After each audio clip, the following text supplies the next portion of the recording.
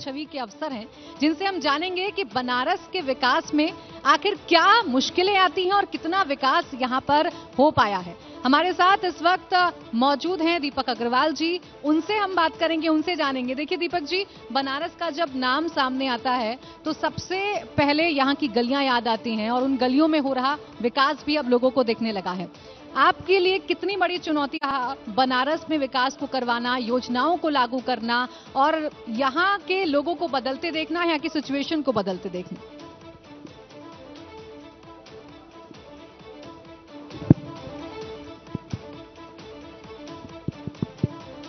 माननीय प्रधानमंत्री जी जब से वाराणसी संसदीय क्षेत्र का प्रतिनिधित्व कर रहे हैं और उसके पश्चात जब से वर्तमान में हमारे माननीय मुख्यमंत्री श्री योगी आदित्यनाथ जी मुख्यमंत्री प्रदेश के बने हैं, वाराणसी में अगर आप हर क्षेत्र में देख लें, चाहे वो सड़क और पुल की बात कर लें या हॉस्पिटल्स की बात कर लें, शिक्षा क्षेत्र की बात कर लें, तो मैं जस्ट एक आपको, चूंकि समय की बाध्यता है, तो मैं आपको ब्रॉड पिक्चर देना चाहूँगा।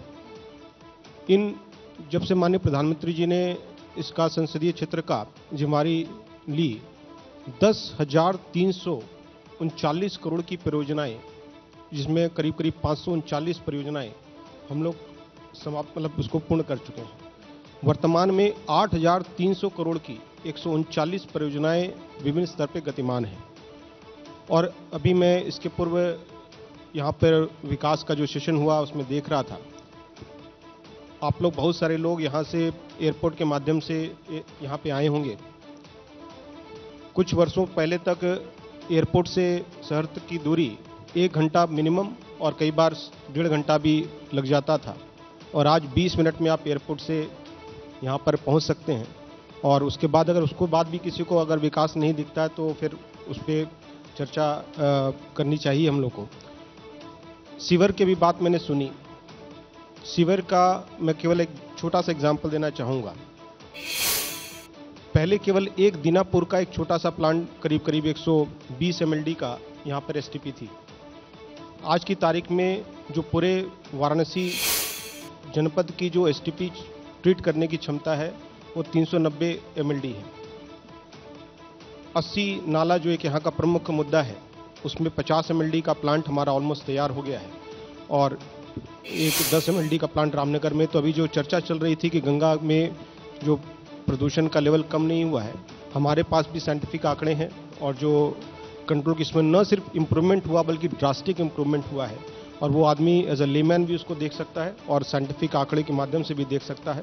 और वर्तमान में भी अगर हम लोग चाहे नेशनल हाईवेज की बात करें तो हम लोग एक बहुत बड़ा रिंग रोड, जिसका एक पार्ट ऑलरेडी कंप्लीट हो गया है, दूसरा पार्ट जो हमारा अक्टूबर अंत तक पूर्ण हो जाएगा, और तीसरा पार्ट अगले साल मार्च तक पूरा हो जाएगा।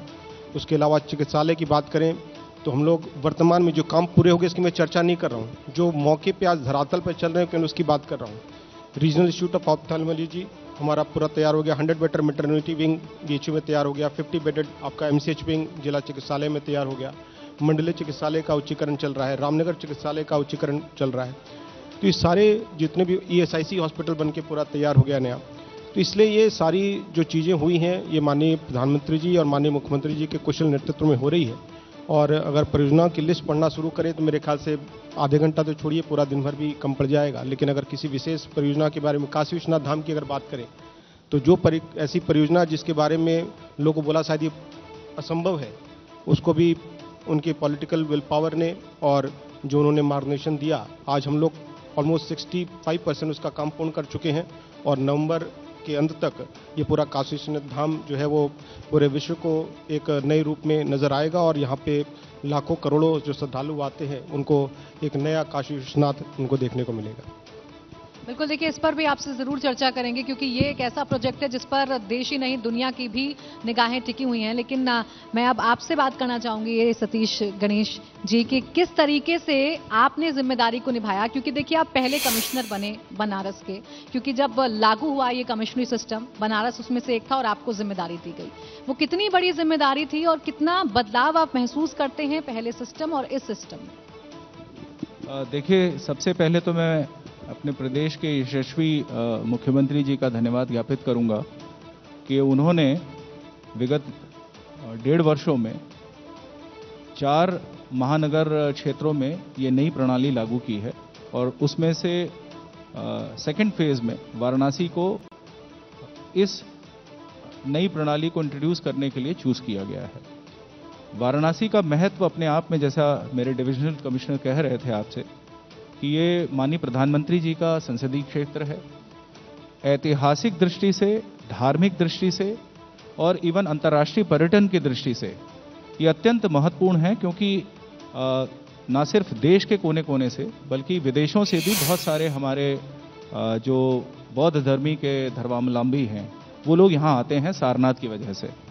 तो इन सभी कारणों से वाराणसी अत्यंत महत्वपूर्ण रिलीजियस सेंटर के साथ साथ अभी हाल के वर्षों में, जैसा कमिश्नर साहब बता रहे थे, कि चूंकि विकास की गति तेज हुई है तो वाराणसी का एक्सपेंशन, यानी कि हम अगर इसको इस तरीके से देखें कि जो केंद्र था वो काशी था, लेकिन काशी से रेडियली ये सिटी जो है एक्सपैंड कर रहा है और अब यहाँ पे नए तरह के चैलेंजेस आ रहे हैं।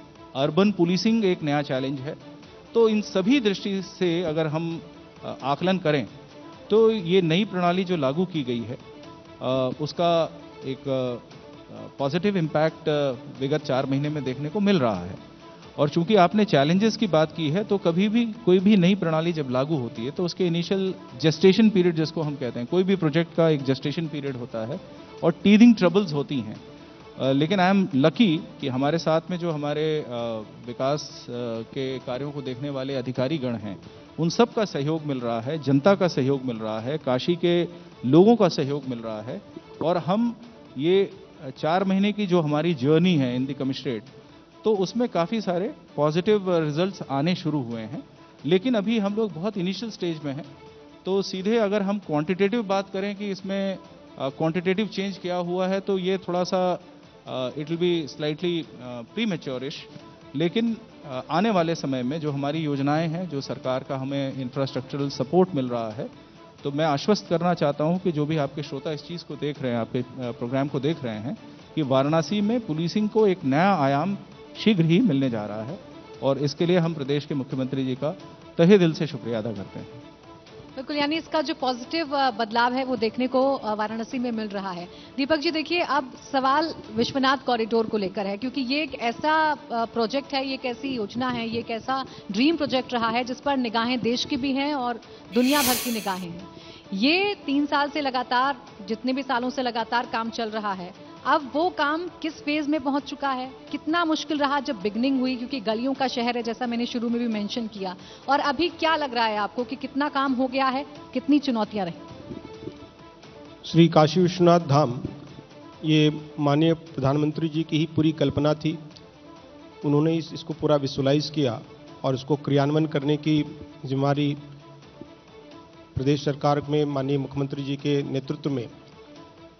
और मैं केवल खाली एक उदाहरण बताना चाहूँगा कि जब भी माननीय मुख्यमंत्री जी का काशी में आगमन होता है, सभी व्यवस्थाओं के बावजूद भी कोई ऐसी विजिट नहीं होती जब इस परियोजना को वो स्वयं निरीक्षण करने नहीं जाते और उसके संबंध में हम लोग को मार्गदर्शन नहीं देते। आज की तारीख में हम लोग देखें तो परियोजना में हम लोग ने 380 प्रॉपर्टीज़ करीब हम लोग को क्रय करनी थी, और उन सभी प्रॉपर्टीज़ को आज की तारीख में एक भी प्रॉपर्टी क्रय करना शेष नहीं है। सभी प्रॉपर्टीज़ को नियमानुसार उनका डिमोलिशन करके निर्माण कार्य हमारा करीब 1.5 सालों से चालू है। वर्तमान में 65% से ऊपर काम पूर्ण हो चुका है। इस परियोजना में जो आपने दिक्कतें की बात की, तो सबसे पहले प्रॉपर्टी को एक संवाद के साथ क्रय करना, और उसमें करीब 1400 से ज़्यादा किराएदार, दुकानदार या इंक्रोचमेंट्स भी थे जो कई सालों से बिना किसी पेपर्स के वहाँ पर रह रहे थे। और मुझे बताते हुए खुशी है कि माननीय प्रधानमंत्री जी और माननीय मुख्यमंत्री जी ने शुरू में ही जो एक हम लोग को एक दिशा निर्देश दिए थे कि इसको सबको सहमति के आधार पर बिना किसी विवाद के हम लोग इस कार्य को आगे बढ़ाना है। मुझे बताते हुए खुशी है कि सभी 1400 के जितने परिवार थे, सबको हम लोग ने म्यूचुअली एक अग्रीड सेटलमेंट के तहत सबको रिहेबिलिटेट किया। और ये मेरे ख्याल से एक सबसे महत्वपूर्ण बात होगी कि आज की तारीख में इस काशी विश्वनाथ धाम के संबंध में देश के किसी भी न्यायालय में कोई भी केस लंबित नहीं है, न सिविल कोर्ट में, न हाई कोर्ट में, न सुप्रीम कोर्ट में, किसी भी कोर्ट में कोई भी मामला न रिहैबिलिटेशन को लेके, न क्रय को लेके, न अन्य किसी कारणों के कारण कोई लंबित नहीं है। यहाँ तक कि जो प्रॉपर्टीज के संबंध में निजी विवाद भी थे लोगों के बीच में, जहाँ पे हम लोग कहीं पार्टी में नहीं थे, दो पार्टीज अगर आपस में लड़ रही थी, उनको भी बैठा के हम लोगों ने म्यूचुअली निगोशिएट कराकर आउट ऑफ कोर्ट सेटलमेंट कराया। और एक और उदाहरण देना चाहूँगा, एक ऐसी प्रॉपर्टी थी जिसके 17 ओनर्स थे, 17 ओनर्स थे, क्योंकि प्रॉपर्टी डिवाइड होते होते लेकिन बिल्डिंग एक थी, 17 ओनर्स थे और उसमें से कई सारे लोग विदेश में थे। उन सब लोगों को खोजकर उनको इकट्ठा करना और उनको यहाँ पर काशी में बुलवाकर इकट्ठा करके एक रजिस्ट्री करानी, एक उदाहरण के तौर पे कि जो दिक्कतें आई थी, लेकिन मैंने कहा कि ऊपर से इतना सतत एक हम लोग को मार्गदर्शन मिल रहा था और एक मोटिवेशन मिल रहा था कि आज की तारीख में हम लोग अब इसके कंप्लीशन की ओर अग्रसर हैं। और मैं ये पूरी कॉन्फिडेंस के साथ ये बात बोल सकता हूं कि नवंबर के अंत तक इस पूरी परियोजना को पूर्ण करके हम लोग जनता के समक्ष समर्पित कर देंगे। बिल्कुल, देखिए विश्वनाथ कॉरिडोर जिस तरीके से काम हो रहा है उसके बारे में पूरा आपने डिटेलिंग बताया कि कितनी चुनौती रही और किस तरीके से काम किया गया। अब सतीश जी देखिए, क्राइम को लेकर भी आपसे जरूर सवाल करेंगे, तमाम चीज़ों को लेकर करेंगे। एक सवाल जो मेरे जहन में है और मुझे लगता है आपसे कई लोगों ने पूछा भी होगा, आपके बारे में जब मैं पढ़ रही थी तो पता चला कि आप इंजीनियरिंग कर चुके हैं कंप्यूटर साइंस से, उसके बाद IPS बनना, उसके बाद ये नौकरी को चुनना, सेवा भाव चुनना, सेवा करना लोगों की, ये आपको कहां से मोटिवेट किया और कितनी मदद आपकी उस पढ़ाई से मिलती है आपको, क्योंकि अभी क्राइम किस तरीके से है और टेक्नोलॉजी का कितना यूज है हम सब जानते हैं। देखिए, बड़ा रोचक सवाल है आपका। अगर हम पिछले 2 दशकों में सिविल सर्विसेज में सिलेक्शंस का रेशो देखते हैं तो आप ये पाते हैं कि देयर इज अ प्रीपोंडरेंस, काफ़ी संख्या में जो हमारे इंजीनियर साथी गण हैं वो लोग चयनित होते हैं। शायद इसका उत्तर उनके एनालिटिकल एबिलिटी में है, क्योंकि जब आप इंजीनियरिंग की पढ़ाई करते हैं तो आप एक एनालिटिकल माइंड के रूप में आपका माइंड विकसित होता है, तो आप हर समस्या को छोटे छोटे पार्ट्स में ब्रेक करते हैं और उन छोटे छोटे पार्ट्स का सलूशन निकालने का प्रयास करते हैं। तो कहीं ना कहीं ये जो आपकी बैकग्राउंड होती है उसका मदद आपको आपके करियर में मिलता है। मिसाल के तौर पे मैं एक चीज़ आपको बताना चाहूँगा कि आने वाले कुछ समय में साइबर क्राइम और साइबर क्राइम से जो इकोनॉमिक लॉस जो देश को होगा या जो देश के नागरिकों को होगा, उसकी कल्पना कर पाना बड़ा मुश्किल है।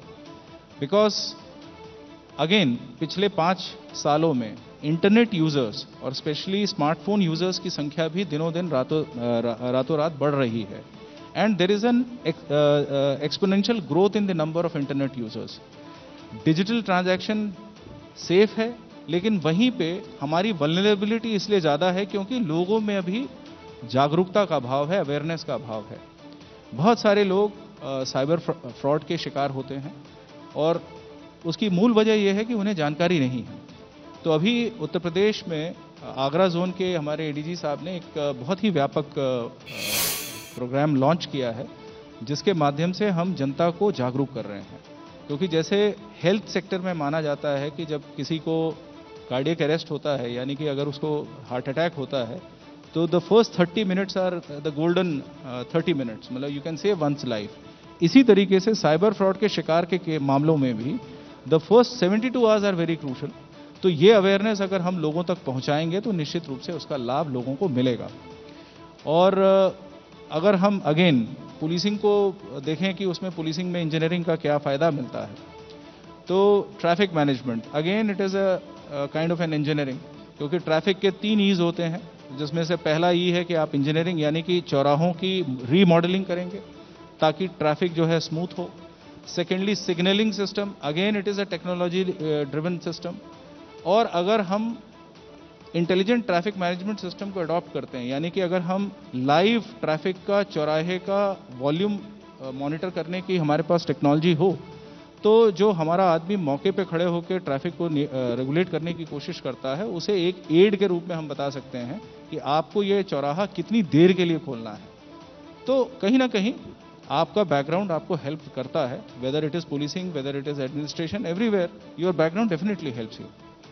बिल्कुल। देखिए दीपक अग्रवाल जी, अब एक और राज की बात मैं आपसे जानना चाहूंगी। राज की बात इसलिए बोला क्योंकि यूपी के बड़े शहरों में अमूमन जो अधिकारी हैं, जो अफसर हैं, किसी शहर में, बड़े शहर में लंबी पारी नहीं अपनी खेल पाते हैं। लेकिन आपका अगर बैकग्राउंड हम देखें तो आप नोएडा में 2.5 साल तक रहे, 3 साल आपको यहाँ पर पूरे हो गए हैं। तो ये जो एक जगह टिकने का, एक जगह रुकने का और वहां पर काम करने का जो जज्बा है, वो आपका किस तरीके से, कैसे आप कनेक्ट कर पाते हैं?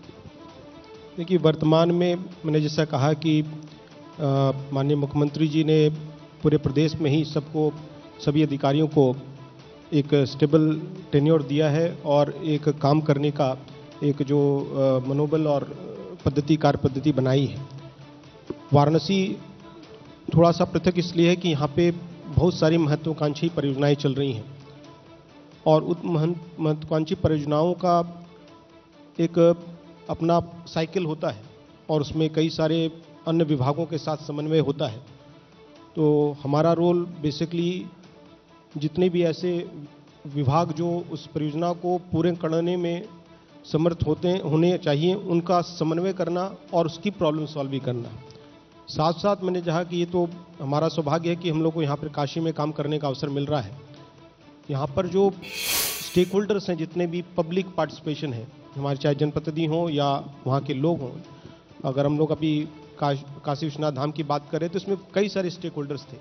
तो एक स्टेबिलिटी से एक फ़र्क ये पड़ता है कि आपके लोगों के साथ संवाद जो हो रहा है उसमें लोगों का एक अपना पर्सनल विश्वास होता है लोगों पे, और वो काम पद्धति, एक टीम पूरी डेवलप होती है और उस टीम को अगर एक स्टेबिलिटी मिलती है तो वो काम करके वो दिखाती भी है। उसी तरह जो आने वाली परियोजनाएं हैं उसमें मैं जस्ट आपकी जानकारी में लाना चाहूँगा कि ट्रैफिक एक काशी में एक इशू है और उसको कमिश्नर ऑफ पुलिस साहब बहुत ही इंटरेस्ट लेकर उसको एक अपने नए सिरे से दिखा रहे हैं। लेकिन उसका ट्रैफिक एक ऐसा इशू जिसका डेवलपमेंटल पार्ट भी है, उसको ईज करने के लिए अभी तक काशी में कोई अर्बन ट्रांसपोर्ट सिस्टम नहीं था। एक अपना सिटी बेसिस का था, लेकिन तंग गलियों में बसेस का आवागमन में बहुत सुविधा नहीं होती। तो पहली बार हम लोग एक पायलट बेसिस पे यहाँ पे एक 5 किलोमीटर के स्ट्रेच में ropeways as a public transport system, जिसमें अभी भारत में रोपवेज को केवल एक हिली एरियाज में as a transport tourist attraction के रूप में यूज़ किया गया या फिर हिली एरियाज को ओवरकम करने के लिए किया गया। लेकिन पहली बार काशी में हम लोग 5 किलोमीटर का एक पायलट प्रोजेक्ट रोपवेज का लेके आ रहे हैं और वो हम लोग ये उसका डिटेल स्टडी शुरू हो गई और संभवतः हम लोग नवंबर में इसका कार्य प्रारंभ करने का एक पूरा मन बना रहे हैं। तो ट्रैफिक इश्यूज़ में काफ़ी बड़ा योगदान उसका भी होगा। उसके साथ साथ अन्य जो मोड ऑफ ट्रांसपोर्ट हैं उनको भी हम लोग उस पर विचार चल रहा है। वाटर ट्रांसपोर्ट पे काफ़ी गंभीर विचार चल रहा है। तो जो प्रश्न आपका था कि एक स्टेबिलिटी से एक शहर को समझने में और उसकी समस्याओं के संबंध में क्या परियोजनाएं बन सकती हैं, विभिन्न स्टेक होल्डर्स के साथ बैठकर उसको समझने में थोड़ी आसानी होती है और ये मेरा सौभाग्य है कि मुझे ये अवसर मिला।